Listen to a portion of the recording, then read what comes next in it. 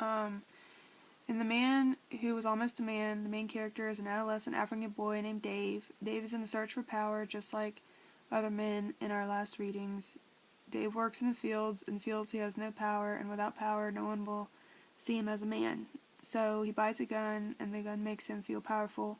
He then accidentally shoots his boss's mule, Jenny, and is eventually pushed by his mother, who knew about the possibilities of him having the gun, into confessing that he had accidentally shot the mule.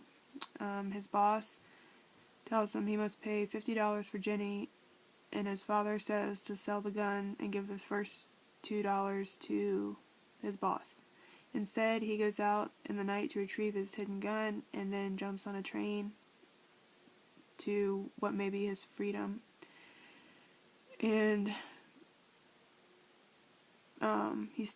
he still has his power because he still has the gun. Him leaving with a gun also shows that he isn't mature enough to be the man that he's trying to be, or that he wants other people to see him as. This work also has darkness as a theme, just like in Barn Burning, and also Dave's mother is taking a stand against Dave's father by not telling him or anyone about the gun, similar to Barn Burning again. In Trifles, we see how women are definitely changing. Miss Wright is put on trial for killing her husband. The other women, Miss Peters and Miss Hale, go to get Mrs. Wright some personal things from her house while she's incarcerated.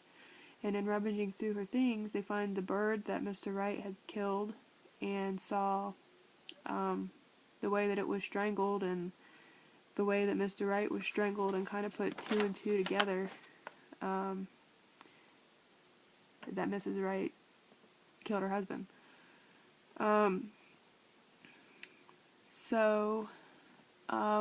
They didn't say anything about the bird and hid it to protect Mrs. Wright. There's revenge in this story also, just like in the Barn Burning. Miss Wright kills her husband for revenge on him by putting her back into a life of solitude after he killed her bird. I think one of the reasons why Miss Wright wasn't really looked into anymore and was, like, I guess in a sense left to be free is because they didn't really suspect her of being revengeful like that on her husband, because the other men in the society pictured him as this great man who never did any wrong and all these things. And when they went in to investigate the house and saw the kitchen was a mess, they just thought that Mrs. Wright was, what did it say? She didn't have the homemaking instinct.